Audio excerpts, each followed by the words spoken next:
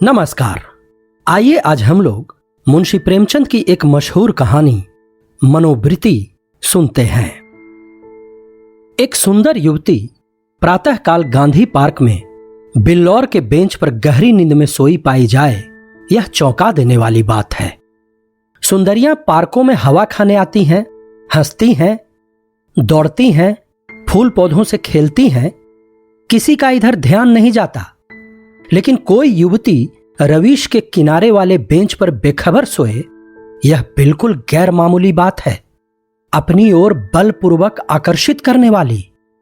रवीश पर कितने आदमी चहलकदमी कर रहे हैं, बूढ़े भी, जवान भी, सभी एक क्षण के लिए वहां ठिठक जाते हैं, एक नजर वह दृश्य देखते हैं और तब चले जाते हैं। युवक वृंद रहस्य भाव से मुस्कुराते हुए, वृद्ध जन चिंता भाव से सिर हिलाते हुए और युवतियां लज्जा से आंखें नीचे किए हुए। बसंत और हाशिम निक्कर और बनियान पहने नंगे पांव दौड़ रहे हैं।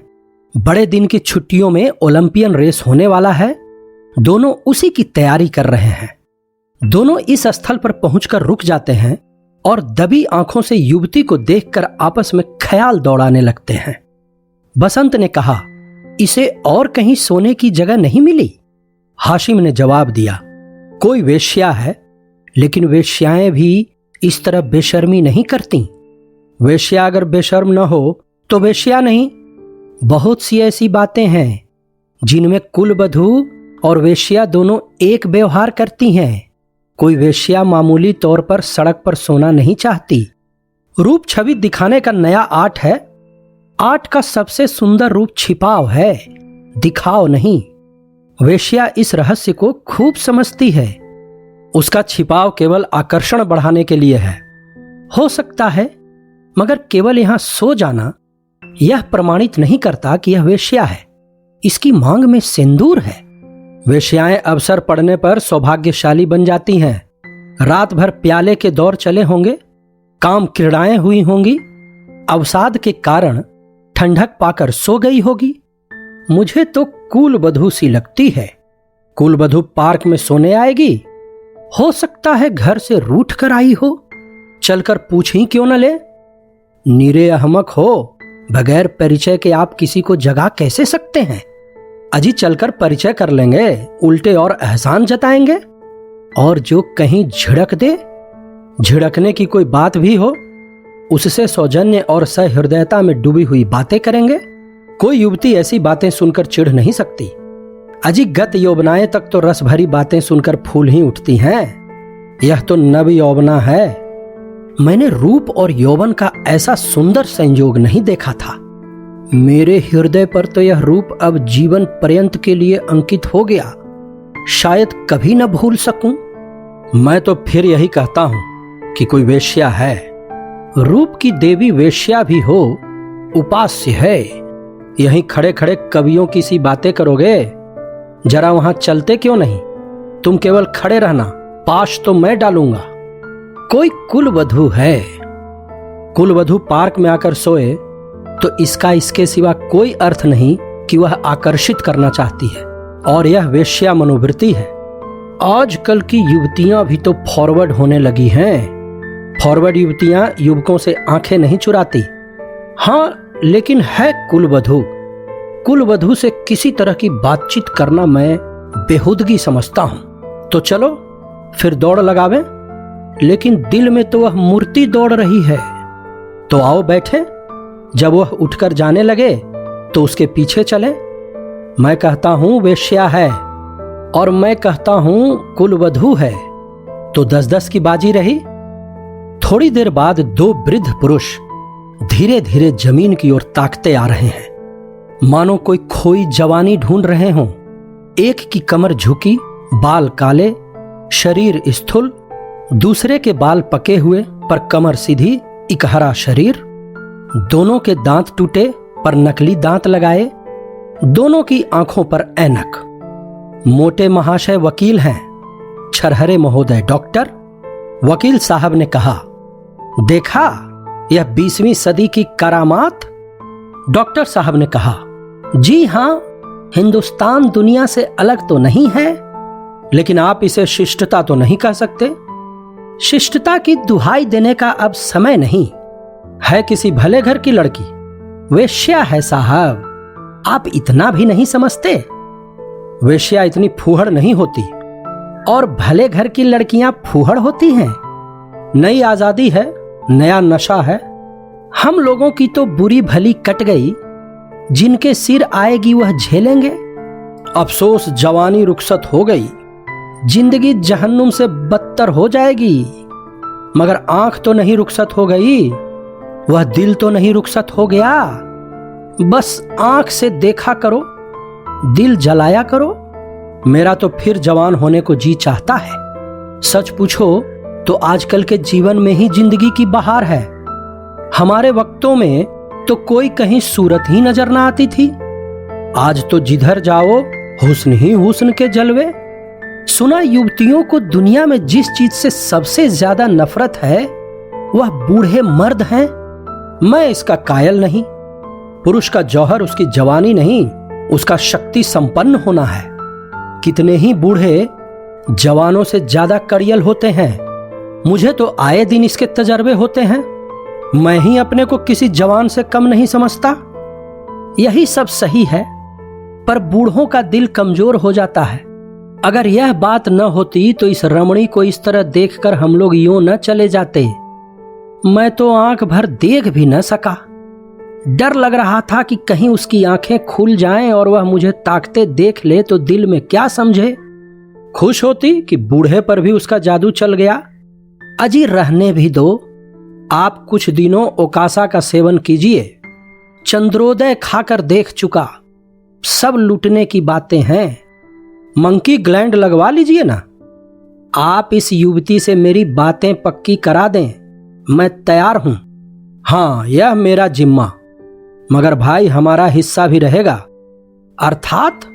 अर्थात यह कि कभी कभी मैं आपके घर आकर अपनी आंखें ठंडी कर लिया करूंगा। अगर आप इस इरादे से आए तो मैं आपका दुश्मन हो जाऊं।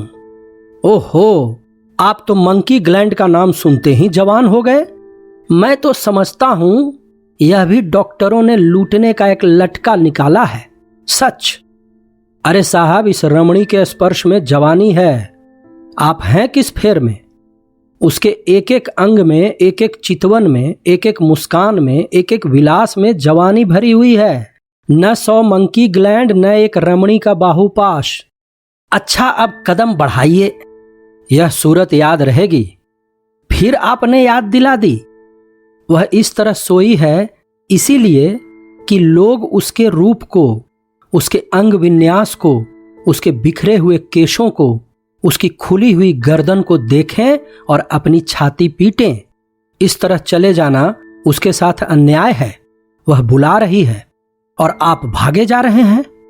हम जिस तरह दिल से प्रेम कर सकते हैं, जवान कभी कर सकता है? बिल्कुल ठीक। मुझे तो ऐसी औरतों से साबिका पड़ चुका है जो रसिक बूढ़ों को खोजा करती है। जवान तो छिछोरे, उत्श्रृंखल, अस्थिर और गर्वीले होते हैं। वे प्रेम के बदले में कुछ चाहते हैं। बूढ़े निस्वार्थ भाव से आत्मसमर्पण करते हैं।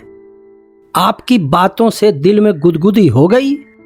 मगर एक बात याद रखिए, कहीं उसका जवान प्रेमी मिल गया तो मिला करे। यहां ऐसों से नहीं डरते। आपकी शादी की कुछ बातचीत थी तो? हां थी, मगर अपने ही लड़के जब दुश्मनी पर कमर बांधे तो क्या हो। मेरा बड़ा लड़का यशवंत तो मुझे बंदूक दिखाने लगा। यह जमाने की खूबी है। अक्टूबर की धूप तेज हो चली थी। दोनों मित्र निकल गए। थोड़े ही समय बाद 2 देवियां, एक वृद्धा, दूसरी नव यौवना पार्क के फाटक पर मोटर से उतरी और पार्क में हवा खाने आईं। उनकी निगाह भी उस नींद की माती युवती पर पड़ी। वृद्धा ने कहा, बड़ी बेशर्म है। नवयौवना ने तिरस्कार भाव से उसकी ओर देखकर कहा, ठाठ तो भले घर की देवियों के हैं। बस ठाठ ही देख लो। इसी से मर्द कहते हैं स्त्रियों को आजादी न मिलनी चाहिए। मुझे तो कोई वेश्या मालूम होती है। वेश्या ही सही, पर उसे इतनी बेशर्मी करके स्त्री समाज को लज्जित करने का क्या अधिकार है? कैसे मजे से सो रही है, मानो अपने घर में है। बेहयाई है।